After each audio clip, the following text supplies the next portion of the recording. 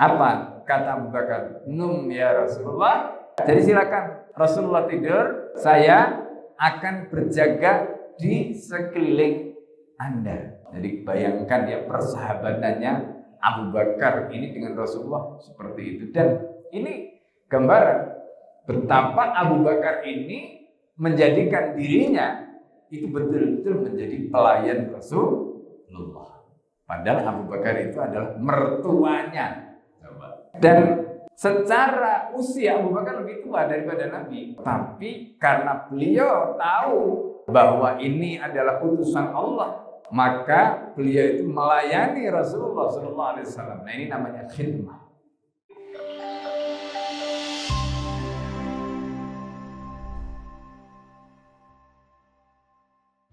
Assalamualaikum warahmatullahi wabarakatuh. Bismillahirrahmanirrahim.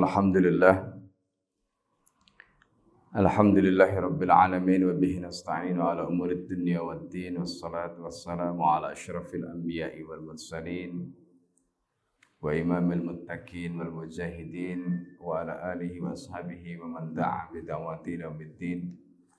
Rabbi shrah li sadri wa yassir li amri wa hlul 'uqdatam min lisani yafqahu qawli.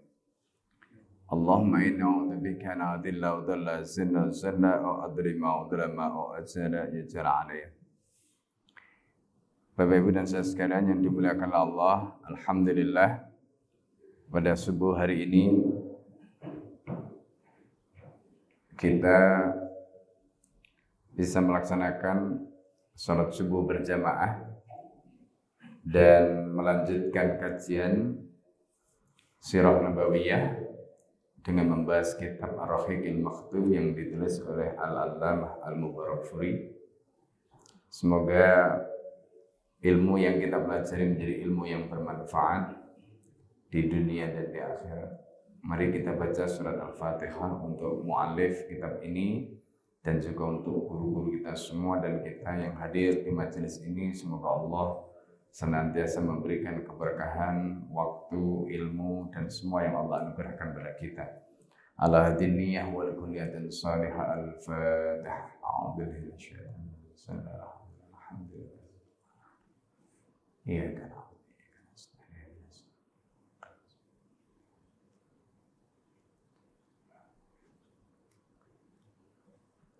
Bismillahirrahmanirrahim. Qala al-mu'allif rahimahullah nafa'ana bihi wa bi'ala bihi fid dharaini amin. Kita lanjutkan masih terkait dengan perjalanan Rasulullah SAW menuju ke kota Madinah dalam proses hijrah baginda Nabi Muhammad SAW. Di dalam pembahasan yang lalu kita sudah singgung bagaimana Rasulullah SAW ketika melakukan perjalanan ditemani oleh sahabat baginda SAW yang luar biasa, yaitu Sayyidina Abu Bakar As-Siddiq radhiyallahu anhu. Kemudian pada pagi hari ini kita akan membahas beberapa kejadian sepanjang perjalanan sebagaimana yang diriwayatkan di dalam kitab-kitab sirah maupun hadis. Yang nanti kita akan bahas apa saja dalam perjalanan yang ditemukan oleh Rasulullah dan kemudian seperti apa Allah Subhanahu wa taala menyampaikan baginda sampai di kota tujuan yaitu Madinah Al-Munawwarah. Nah, di sini disebutkan oleh muallif wa haka ba'du ma waqa'a fit thariq. Jadi ada beberapa kasus atau beberapa kejadian yang terjadi di sepanjang perjalanan Rasulullah SAW. Nah, yang pertama beliau menyampaikan rawa Al-Bukhari an Abi Bakar As-Siddiq radhiyallahu anhu qala. Jadi Al-Bukhari dalam hal ini Imam Bukhari meriwayatkan ya di dalam kitab beliau dari ya Abu Bakar As-Siddiq radhiyallahu anhu, artinya menceritakan peristiwa ini karena yang menjadi saksi pelaku di lapangan itu adalah Sayyidina Abu Bakar As-Siddiq. Beliau mengatakan qala, ini cerita Abu Bakar. Asrayna lailatana. Jadi kami itu telah menempuh perjalanan lailatana sepanjang malam kami wa minal ghaddi dan besoknya. Jadi perjalanannya itu non-stop. Nah ini Masya Allah ya. Jadi perjalanan Nabi dengan Abu Bakar itu dilakukan non-stop, terus-menerus. Hatta qama qa'imud dhahirati wa khalat thariq, kata beliau. Sampai kemudian matahari itu persis di atas kepala kami. Jadi malamnya itu Sayyidina Abu Bakar dengan Rasulullah sampai besoknya itu terus melakukan perjalanan sampai siang hari, kira-kira waktu zuhur, sinar matahari terik panas-panasnya ya di atas kepala. Wa khalat thariq, dan ketika jalan itu sudah panas, ketika matahari itu berada di atas kepala dan jalanan seperti itu, wa khalat thariq, maka jalannya sepi. Ya, orang tidak melakukan perjalanan di siang hari karena terik sinar matahari tadi. Nah, gitu. La yamurru fi ahadun, tidak ada orang satupun yang lewat jalan. Kenapa? Karena saking panasnya. Ya, jadi seperti kita tahu, ya. Jadi siang hari itu orang berteduh karena saking panasnya. Nah, di sini disebutkan farufi'at lana sakhratun tawilatun. Atau ada yang membaca farafa'tu lana sakhratan tawilatan. Ya. Jadi ketika itu kata Abu Bakar ada sokhra itu batu. Jadi batu yang memanjang itu karena perjalanan tadi kan melewati jalan yang jalan itu kanan kirinya adalah pegunungan. Ya, kalau kita lihat jalan dari kota Mekah menuju ke Madinah itu kan masih banyak gunung-gunung gitu. Kalau kita dari Madinah ke Mekah lewat naik bis ya, lewat darat, atau kalau kita naik lewat kereta api sekarang itu kan kanan kiri masih banyak gunung gitu. Dulu belum ada jalan aspal seperti sekarang. Jadi jalannya masih jalan berbatuan gitu. Nah, di siang hari seperti itu Sayyidina Abu Bakar dan baginda Nabi Muhammad SAW tadi itu kemudian menemukan ada sakhrah tawilah. Jadi ada batu yang memanjang. Kemudian karena batu itu posisinya tinggi, maka itu ada bayangan yang bisa dipakai untuk berteduh. Nah, itu. Ya. Kalau membacanya farafa'tu lana sakhratan, berarti kami mengangkat batu panjang itu. Itu kalau dibaca begitu. Ya. Ada yang menerjemahkan begitu, tapi kalau Al-Fakir lebih cenderung ya memang batu panjang itu sudah ada, sehingga kemudian yang ada itu batu itu ditimpa sinar matahari, ya, sehingga kemudian ada bayangan yang karena batunya tadi itu memanjang, maka Rasulullah dengan Sayyidina Abu Bakar tadi berteduh di tempat itu. Lahadillun, nah ini, jadi batu yang memanjang tadi itu mempunyai bayangan. Lam ta'ti ala syamsu, di mana di situ matahari tidak tembus. Jadi matahari tidak bisa tembus karena saking panasnya gitu. Ini kita bayangkan saja kadang-kadang kalau kita itu lagi umroh atau haji, ya, kita keluar dari Masjidil Haram. Al-Fakir itu pernah ngalami itu. Dari Masjidil Haram jalan ke hotel, padahal hotelnya itu, jadi hotelnya itu di Ajyad. Ajyad kan dekat. Jadi kalau Ajyad Makarim itu kan sebelahnya Masjidil Haram tuh. Jalan dari Masjidil Haram nggak pakai sandal itu ke Ajyad Makarim udah rasanya kaki itu udah nggak karuan gitu. Ya kan? Itu menunjukkan betapa panasnya suhu gitu. Dan di dalam kondisi seperti itu, kalau sekarang di sebelah Masjidil Haram kan ada kayak highway ya, jadi ada kayak jalan tol gitu, sehingga kita masih bisa berteduh kalau panas di bawah situ. Nah dulu zaman Nabi nggak ada, kecuali batu tadi. Ya, pada saat lewat tadi itu nggak ada. Sepanjang jalan itu sinar matahari terik, ya kayak sekarang suhunya di atas 40 derajat di Mekah itu, di atas 40 derajat. Kan kebayang gitu, di atas 40 derajat. Apalagi kalau pas puncak panasnya, insya Allah nggak kebayang panasnya. Jadi Nabi dengan Sayyidina Abu Bakar tadi itu mencari tempat untuk berteduh, dan itu kebetulan ada batu yang memanjang tadi sehingga sinar matahari tidak tembus gitu. Fanazalna indahu, maka kami singgah di situ, kata Abu Bakar. Kami bersama Rasulullah itu singgah berteduh di situ. Kemudian wasawaitu lin Nabi makanan biadi. Aku kemudian membersihkan, kata Abu Bakar. Aku kemudian membersihkan tempat tadi, karena itu kan tempat yang nggak ada orang yang menempati, kosong gitu, nggak ada siapa-siapa di situ. Sehingga ketika Nabi dengan Abu Bakar tadi butuh tempat itu untuk berteduh, maka Rasulullah diminta Abu Bakar sebentar dulu, biar aku bersihkan. Dibersihkan sama Abu Bakar itu pakai tangannya, gitu. Seperti kejadian yang kita ceritakan sebelumnya pada saat Abu Bakar membersihkan gua Hira, gitu. Nah ini dibersihkan pakai tangannya. Maka kemudian setelah bersih, yanam alaihi, ya, yang tempat itu nanti bisa dipakai Nabi untuk tidur. Nah gitu. Wabasatu alaihi, dan aku kemudian menggelar di atas hamparan tadi itu farwatan, ya. Jadi hamparan, aku hamparkan hamparan, ya, di tempat tadi itu. Wa qultu, lalu kemudian aku sampaikan kepada Nabi, ya. Apa kata Abu Bakar? Num ya Rasulullah, wahai Rasulullah, silakan, ya, tidur. Silakan tidur ya Rasulullah, silakan istirahat ya Rasulullah. Wa ana, kata Abu Bakar, dan aku anfudula kama khalaka. Aku akan berjaga, jadi silakan Rasulullah tidur, saya akan berjaga di sekeliling Anda. Itu kata Abu Bakar As-Siddiq radhiyallahu anhu, Masya Allah. Jadi bayangkan ya persahabatannya Abu Bakar ini dengan Rasulullah seperti itu. Dan ini gambaran betapa Abu Bakar ini menjadikan dirinya itu betul-betul menjadi pelayan Rasulullah. Padahal Abu Bakar itu adalah mertuanya. Coba. Ya kan?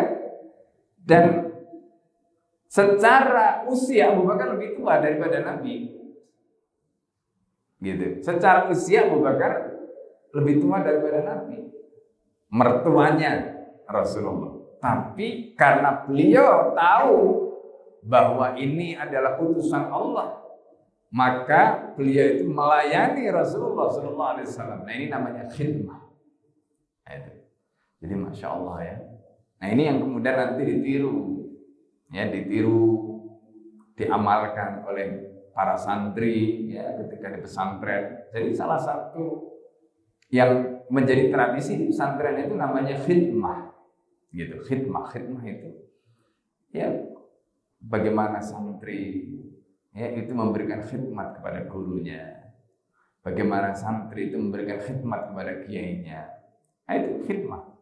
Termasuk kemudian mereka berkhidmat kepada umat dan seterusnya. Dan itu namanya khidmah. Nah itu yang kemudian dibangun pesantren. Ya. Nah, fanama, maka kemudian Nabi tidur. Ya, Nabi kemudian tidur di atas tempat yang sudah disiapkan Abu Bakar tadi. Gitu. Setelah dibersihkan, digelar gelaran, lalu kemudian Nabi dipersilakan tidur, Nabi tidur di situ, Abu Bakar yang berjaga. Kemudian Abu Bakar mengatakan wa kharajtu anfudu maholan. Aku kemudian keluar. Berarti kan posisinya itu kan menjorok kalau kita lihat itu ya. Jadi posisi batu tadi itu menjorok. Gitu. Makanya kalau dibaca farafatu lana sakhratan tadi tidak tepat. Karena kalau seandainya Abu Bakar itu mengangkat begini, pertanyaannya bagaimana Abu Bakar bisa menyiapkan itu? Nah, yang tepat itu farufi'at lana sakhratun. Kalau ini kadang-kadang baca kitab itu juga harus diteliti, jadi supaya pas gitu. Nah kemudian faida ana bira'in muqbilin bi ghanami ila sakhrati. Jadi ketika Abu Bakar keluar, maksudnya dari tempat yang menjorok tadi itu, lalu kemudian tiba-tiba kata Abu Bakar, aku mendapati ada seorang penggembala. Gitu. Ada seorang penggembala mukbilin yang sedang menuju ila sakhrati ke sakhrah tadi. Sakhrah tadi itu batu yang menjorok tadi itu, ya, dengan membawa kambingnya. Jadi tiba-tiba ada kelihatan gitu. Kan pasti semua di tempat seperti itu akan mencari tempat untuk berteduh. Dan kelihatannya itu adalah mungkin satu-satunya yang kelihatan di situ. Ada tempat menjorok yang bisa dipakai untuk berteduh, maka kemudian dia bawa ke situ. Ya, dia bawa ke situ. Yuridu minha mislallah diaratna, di mana penggembala tadi itu menginginkan sakhrah batu tadi yang menjorok tadi itu sebagaimana kami menginginkannya. Untuk apa? Berteduh. Jadi itu yang kemudian diceritakan Abu Bakar. Fakultu lahu, kemudian aku bertanya kepada seorang penggembala itu, liman anta ya ghulam? Karena biasanya dulu penggembala itu adalah budak, ya, budak. Maka kemudian ditanya, liman anta ya ghulam? Kamu ini miliknya siapa? Hai anak, ya, ghulam itu panggilan untuk anak yang masih belia. Kamu ini miliknya siapa? Gitu. Maksudnya bisa pembantunya siapa, bisa budaknya siapa. Kan zaman itu masih ada budak. Gitu. Kamu ini miliknya siapa? Itu ditanya Abu Bakar. Faqala, kemudian anak itu menjawab, lirajulin, saya itu adalah miliknya seseorang min ahlil madinati au Makkah, katanya. Aku ini adalah miliknya seseorang penduduk Madinah atau penduduk Mekah. Dia sendiri tidak pasti apakah tuannya itu orang Madinah atau orang Mekah, dia tidak pasti. Karena jarak antara tempat tadi dengan Mekah itu kira-kira nanti dihitung di sini, ya, itu kurang lebih sekitar 130-an kilo. Jaraknya itu tempat tadi dengan Mekah itu kira-kira 130 kilo. Sedangkan antara Madinah dengan Mekah itu kalau kita hitung sekarang jaraknya 420 kilo. Berarti kan tengah-tengah itu kan? Kira-kira itu kan tengah-tengah. 420 dikurangi 130 berapa? Berarti sekitar, ya, berapa? 200 lebih lah ya. 200 kilo. Ya tengah-tengah, itu tengah-tengah antara Mekah dan Madinah gitu. Makanya si anak tadi ketika ditanya, kamu ini milik siapa? Dia mengatakan lirajulin min alil Madinah atau Makkah. Saya tidak pasti. Yang pasti adalah dia itu, ya, temanku ini adalah seseorang penduduk Madinah atau penduduk Mekah. Enggak pasti gitu. Kultu, kemudian aku bertanya kepada pemuda itu, kepada penggembala itu. Kata Abu Bakar, afi ghanamika labanun, apakah di dalam, ya, apakah kambingmu itu ada susunya?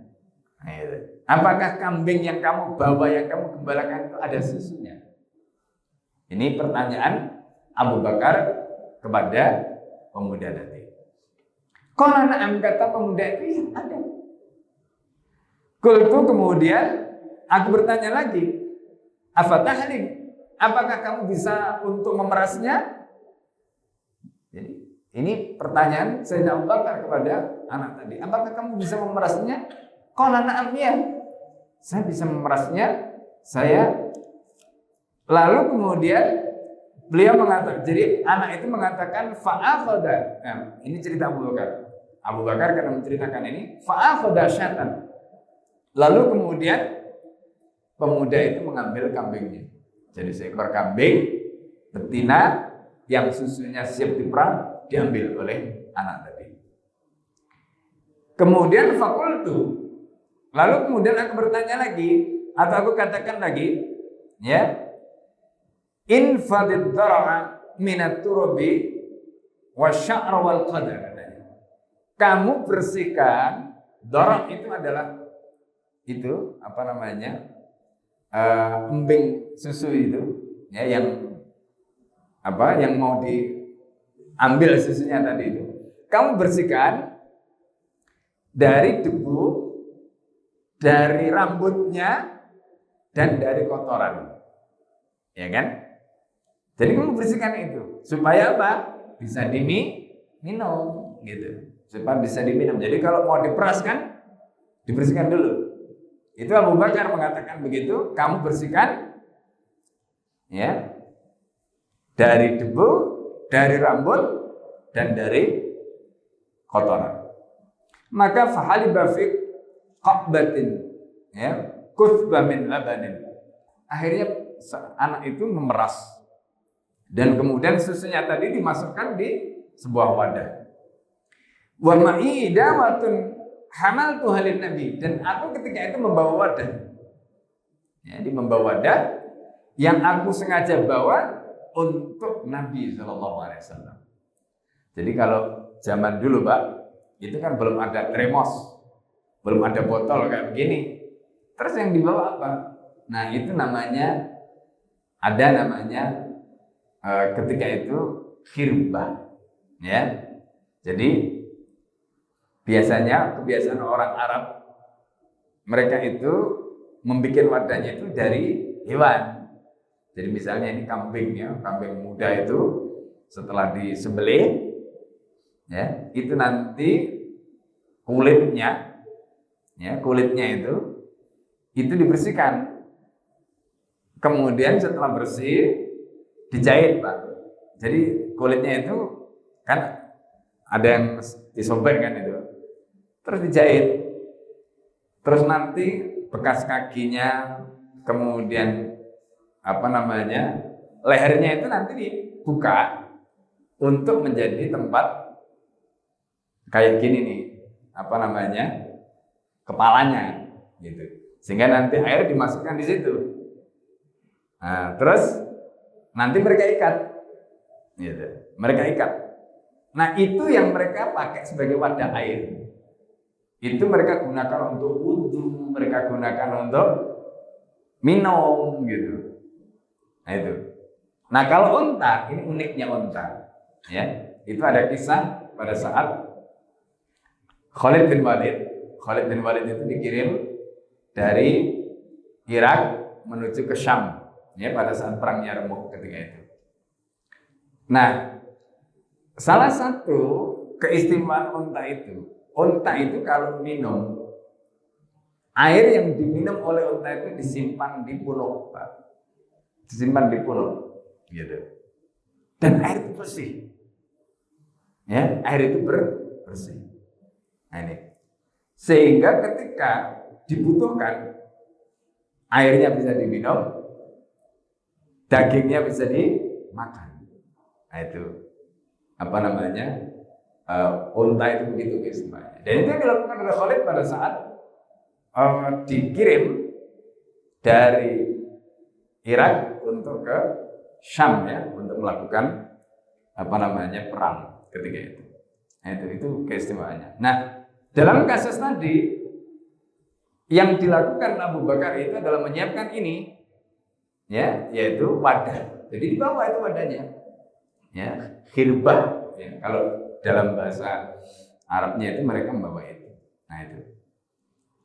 Nah kemudian yartawi minha, di mana Rasulullah sallallahu alaihi wasallam, ya, kemudian artinya dengan wadah tadi yang diisi dengan susu tadi, ya, Rasulullah sallallahu alaihi wasallam bisa meminum dari wadah itu, yashrabu, ya, Rasulullah bisa minum dengan wadah itu, wa yatawadda, dan Rasulullah sallallahu alaihi wasallam kadang-kadang juga berwudu dari air yang ada di wadah tadi. Fa'ataitu Nabi sallallahu alaihi wasallam, maka aku kemudian mendatangi Rasulullah sallallahu alaihi wasallam. Fakarihtu, kata Abu Bakar, fakarihtu, aku enggan, kata Abu Bakar, aku enggan an uqidahu, untuk membangunkan Nabi.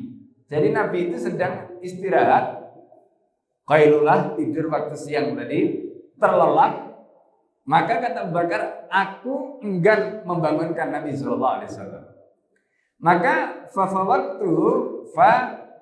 wafaqtuhu hina istaqala. Jadi aku kemudian menunggu Rasulullah itu dibiarkan oleh Abu Bakar As-Siddiq, dibiarkan sampai kemudian Rasulullah itu bangun. Maka fasababtu minal ma'i alal labani hatta barid asfal. Maka kemudian aku guyurkan. Jadi ada air itu kemudian diguyurkan di bawah susu tadi itu supaya apa? Supaya susunya tadi itu tidak panas, supaya susunya dingin gitu. Nah, ini cara membakar. Jadi bawahnya kan itu ada wadah. Kemudian wadahnya tadi itu guyuri bawahnya itu air supaya kemudian susu yang ada di situ lebih dingin. Nah, ini yang dilakukan Abu Bakar As-Siddiq radhiyallahu anhu. Fakultu, maka kemudian aku sampaikan kepada Rasulullah, isyrib ya Rasulullah, isyrab ya Rasulullah, minumlah ya Rasulullah. Fasyariba, maka Rasulullah kemudian meminum hatta raditu, sehingga aku merasa puas. Jadi Abu Bakar melihat Rasulullah SAW sudah meminum airnya tadi itu, maka kemudian Abu Bakar merasa puas. Gitu. Sumakala kemudian berkata, alam yakni lirrahil. Rasulullah itu kemudian bertanya kepada Abu Bakar, hai Abu Bakar, alam yakni lirrahil. Tidakkah sudah tiba waktunya untuk berangkat? Jadi setelah Rasulullah istirahat cukup, kemudian minum susu sudah, dan kalau kita baca riwayat tadi nggak ada makanan yang dimakan Nabi kecuali susu saja. Nah, ini makanya termasuk waktu di Gua Hira. Gua Sur, ya Gua Hira. Gua Sur. Jadi waktu di Gua Sur itu juga Rasulullah selama 3 hari itu mengkonsumsi susu kambing. Ya.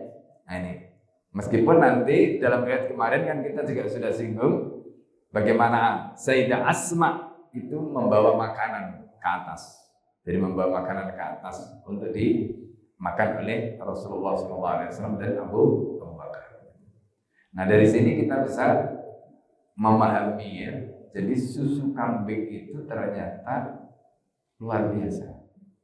Ya, jadi di antara susu yang terbaik, gitu, di antara susu yang terbaik, baik itu untuk kesehatan, ya, tulang, macam-macam tadi itu makanya sekarang kan banyak tuh, ya, kalau kita hari ini di Indonesia ini, ya, orang kemudian karena belajar dari Tibbun Nabawi, ya, bagaimana tip-tip, ya, kesehatan dari baginda Nabi Muhammad SAW tadi itu, diantaranya ini ngamalkan ini minum susu, ya.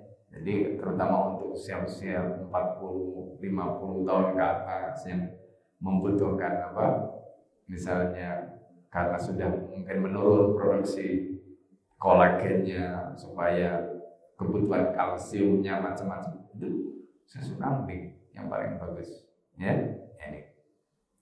Nah, dari situ kita bisa melihat kenapa orang Arab itu kuat-kuat, tulangnya juga begitu. Nah, itu diantara rahasianya tadi, ya selain daging juga ada susu kambing yang luar biasa tadi. Nah, kemudian aku berkata atau aku menjawab, kata Abu Bakar, bala, tentu. Qala, maksudnya ini sudah waktunya kita pergi. Qala, maka Nabi kemudian bersabda, ya, fartahalna, mari kalau begitu kita berangkat sekarang. Dari situ maka kemudian Rasulullah SAW berangkat. Nah, ini kejadian pertama yang kita lihat, ya, di dalam riwayat Bukhari tadi. Kemudian ada kejadian kedua. Di sini disebutkan, ya, wa kana min dabi Abi Bakar radhiyallahu anhu. Jadi di antara merupakan kebiasaan Abi Bakar radhiyallahu anhu, annahu kana radifan lin Nabi sallallahu alaihi wasallam. Ya. Annahu kana radifan lin Nabi sallallahu alaihi wasallam. Jadi Abu Bakar itu dia radifah itu maknanya bisa membonceng, pokoknya satu kendaraan itu ditunggangi berdua. Nah, itu namanya rodifah. Jadi satu kendaraan itu ditunggangi berdua. Dan itu memungkinkan untuk unta ya, karena unta itu kan ada punuknya kan ada dua tuh, ya kan? Punuknya itu kan ada dua. Makanya suatu ketika baginda Nabi Muhammad SAW itu menawarkan tunggangan kepada Asma. Ya, Asma ketika itu sudah menjadi istri dari Sayyidina Zubair bin Awam. Gitu. Karena melihat Asma itu memanggul kayu ya, yang berat, maka Rasulullah menawarkan tumpangan. Gitu. Adalah seorang atau orang tua yang sudah dikenal. Abu Bakar itu terkenal, Pak. Karena memang orangnya kan karena tinggal di dekat Masjidil Haram, kemudian orangnya itu supel, ya. Orang suka dengan beliau itu. Pergaulannya luas, ya. Kemudian beliau itu kenal dengan suku-suku dan kabilah. Nah, ini termasuk yang diantaranya kemudian disampaikan oleh Syekh Jihad At-Turbani di dalam kitabnya Madrasah Muhammad SAW. Jadi salah satu pertanyaan yang beliau kemukakan, kenapa yang ditunjuk oleh Nabi untuk menemani perjalanan Nabi dari Mekah ke Madinah itu Abu Bakar? Di antaranya adalah karena Abu Bakar ini orang yang menguasai peta. Orang yang menguasai suku-suku dan kabilah tadi. Jadi kenal semua Abu Bakar itu, tahu. Oh nanti di sini itu suku ini itu tahu siapa pemimpinnya, itu tahu Abu Bakar. Nah, makanya di sini disebutkan Abu Bakar itu adalah Saykhun Yu'raf, orang tua yang sudah dikenal. Wa Nabiyullah syabun la yu'raf. Nah uniknya Nabi ketika itu adalah masih pemuda, meskipun usianya ketika itu berapa? Sudah 40 tahun lebih. Bahkan kalau kita baca hijrah ini kan usia Nabi itu kira-kira sudah 50-an. Gitu. Tapi di sini masih digambarkan syabun la yu'raf. Berarti apa? Abu Bakar itu lebih tua. Gitu. Saykhun yu'raf, sedangkan Nabi itu syabun la yu'raf. Belum dikenal. Gitu. Nah, fayal kirajul Abu Bakar, kemudian orang tadi ya, ada orang yang kemudian nemui Abu Bakar, fayaqulu, lalu orang itu bertanya, di jalan itu ada orang ketemu Abu Bakar. Kalau Abu Bakar dia kenal. Fayaqulu, lalu kemudian orang itu mengatakan, man hadar rajul alladhi baina yadaika? Siapa laki-laki yang ada di depanmu itu? Jadi berarti posisinya Rasulullah duduk di depan, Abu Bakar di belakang Nabi. Nah, itu. Jadi kan rodifah tadi itu berarti posisinya dibonceng.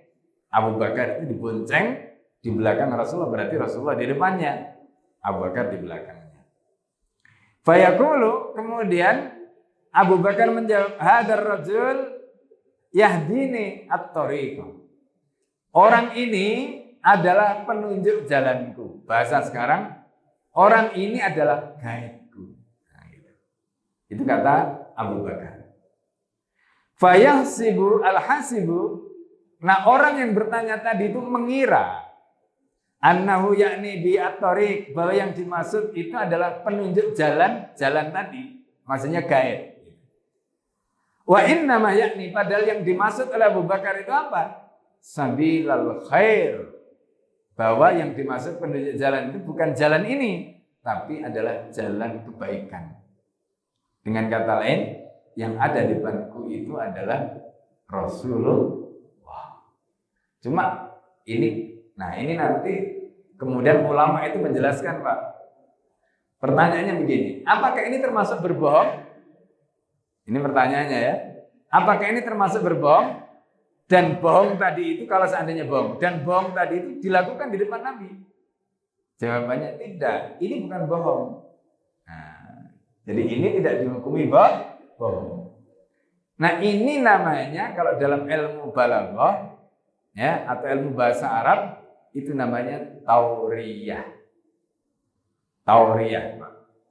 Tauriyah itu apa? Tauriyah itu kita ngomong A, di mana omongan kita yang A tadi itu punya maksud dua. Maksud yang dekat sama maksud yang jauh. Gitu. Ya, maksud yang dekat sama maksud yang jauh. Nah, terserah nanti orang yang menangkap itu maksud yang mana.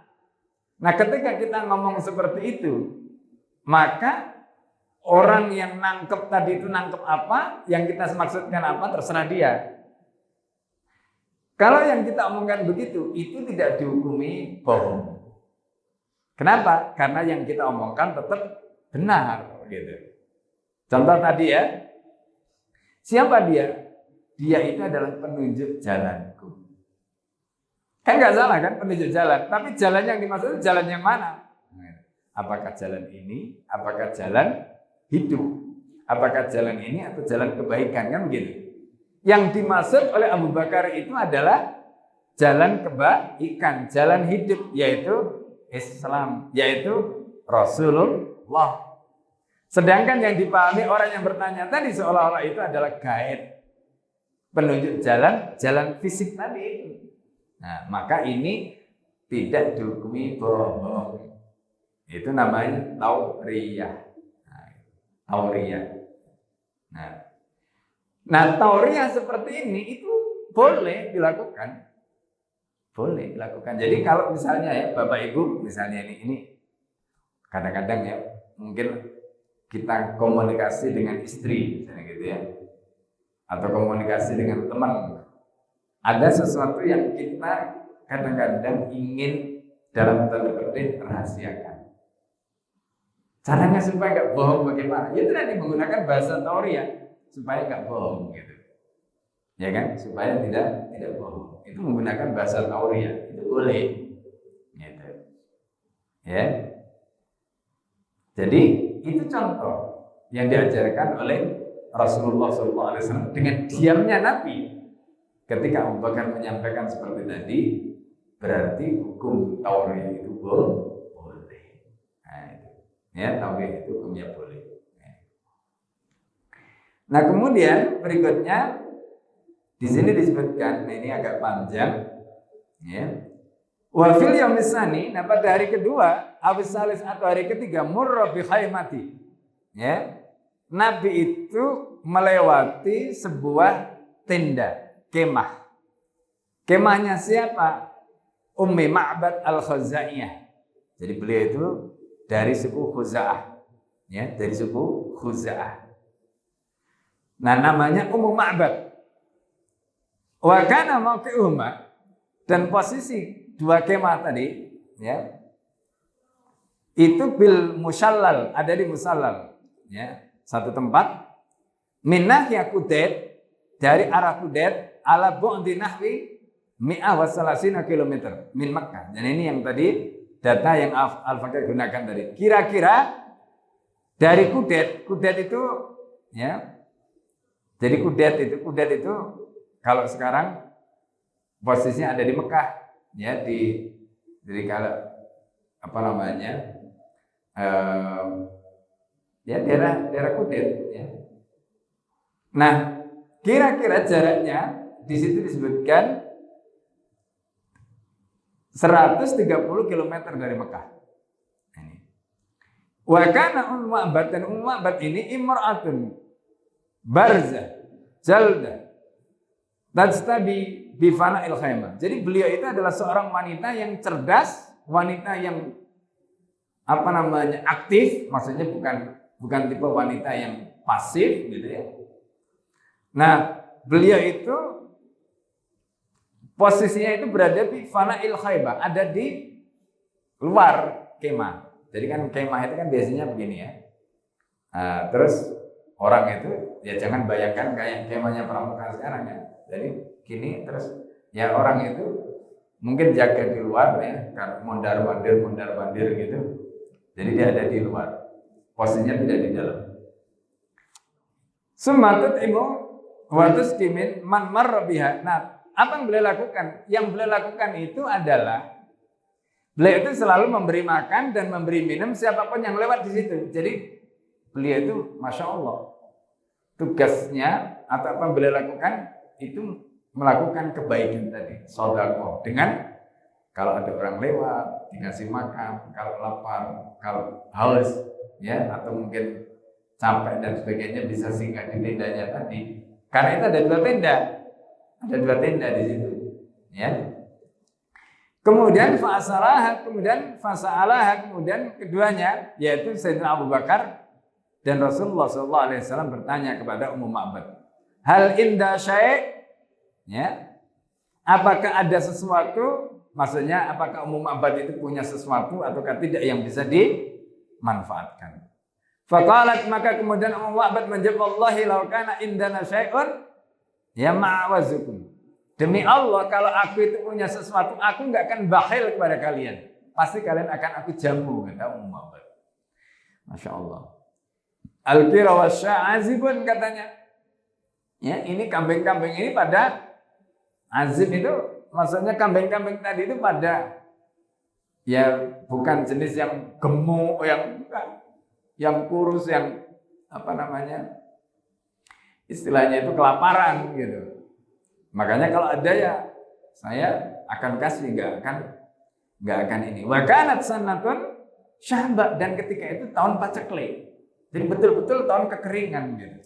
Sehingga kambing-kambing pun terdampak dari kekeringan tadi, nggak ada yang dimakan macam-macam, sehingga kambing itu, jadi kita bayangkan ya kondisi Palestina hari ini ya, Masya Allah. Makanya banyak kasus kelaparan, yang anak-anak kecil yang meninggal karena nggak gizi, ya nggak ada asupan yang dimakan, Masya Allah. Kita bayangkan. Nah inilah yang terjadi ya ketika itu. Nah sedikit lagi. Fanadar Rasulullah SAW ila syatin fi kasril khayma. Nah ini yang menarik, Pak. Rasulullah kemudian melihat ternyata ada seekor kambing, yang kambing itu sengaja nggak digembala karena kambing itu bisa dikatakan udah parah, kurus, sudah mungkin lemes gitu ya kambing itu, karena nggak ada asupan makanan gitu. Makanya kambingnya itu biarkan di situ. Nah suaminya Ummu Ma'bad ini menggembalakan kambing-kambing yang lain yang mungkin masih kuat jalan macam-macam tadi itu gitu. Nah faqala, maka Nabi bertanya, mati syad ya Ummu Ma'bad, ini kambing ya, lalu kambing ini ya bagaimana wahai Ummu Ma'bad? Qalat, Ummu Ma'bad menjawab, syatun ya khalafal jahdu anil ghanam. Ini adalah kambing yang sengaja ditinggalkan oleh kambing-kambing yang lain. Kenapa? Karena sudah gak kuat jalan, kepayahan, dan mungkin ya kondisinya sudah parah gitu. Faqala hal biha min laban, apakah ada susunya? Qalat hiya ajhadu min dzalika. Kata Ummu Ma'bad, bagaimana ada susunya? Dia itu lebih parah daripada kambing-kambing yang digembalakan. Kalau yang digembalakan tadi masih bisa jalan, ini sudah parah katanya. Jadi kambingnya itu udah kayak gitu. Faqala, kemudian Rasulullah bertanya, ata'danina li an ahlibaha? Apakah Anda mengizinkan saya untuk memerah susunya? Coba bayangkan, kambing yang sudah kondisinya kayak gitu, kemudian Rasulullah minta izin supaya susunya diperah. Logikanya kan nggak masuk kan? Nggak masuk logikanya. Artinya kambing itu nggak akan mungkin bisa mengeluarkan susu. Tapi apa yang terjadi? Qalat, lalu kemudian Ummu Ma'bad itu mengatakan, na'am bi abi wa ummi in ra'aita biha, ya. In ra'aita biha halban fahlibah. Kalau Anda melihat bahwa kambing itu ada susunya, silakan Anda perah. Padahal kambing itu kondisinya udah kayak tadi itu. Famasaha Rasulullah, nah ini mukjizatnya Nabi. Famasaha Rasulullah, maka Rasulullah mengusap kambing tadi. Biyadihi, dengan tangannya. Apa yang diusap oleh Nabi? Dar'ah. Jadi embingnya itu diusap-usap oleh Nabi. Diusap-usap oleh Rasulullah SAW. Wasammallah wa da'a, kemudian Rasulullah membaca bismillah, menyebut asma Allah, ya, membaca bismillah, didoakan kambing tadi oleh Nabi. Didoakan oleh Rasulullah SAW. Apa yang terjadi? Fa'ajat alaihi wa darra. Kambing itu tiba-tiba ya kayak kambing yang apa namanya, mungkin jadi kayak teriak gitu, ngembik, gitu. Lalu kemudian tiba-tiba embingnya itu membesar, ada susunya, gitu. Subhanallah. Terus susunya itu ngalir. Gitu. Itu yang ajaib. Ya, itu yang ajaib. Fada'a bi ina'in laha yarbidur rahta. Maka kemudian Rasulullah minta wadah. Mana wadahnya? Ambilkan sini. Jananya bagus sini. Diambil. Lalu kemudian ditaruh di bawah embengnya tadi, kemudian diperas oleh Rasulullah SAW. Dan itu kemudian digunakan untuk apa? Untuk meminum ar-rahta. Beberapa orang.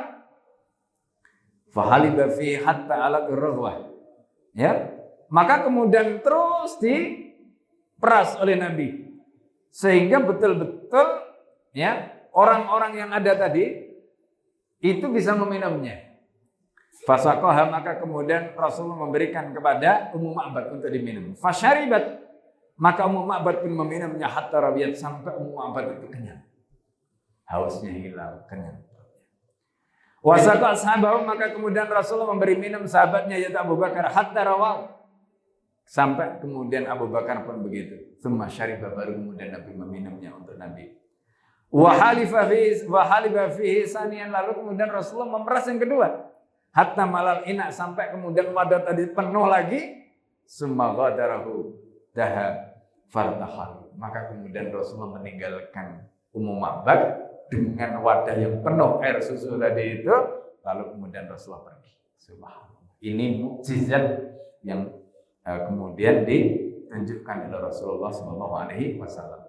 Baik, karena sudah masuk waktu syuruk, kelanjutannya kita akan lanjutkan pada bulan depan.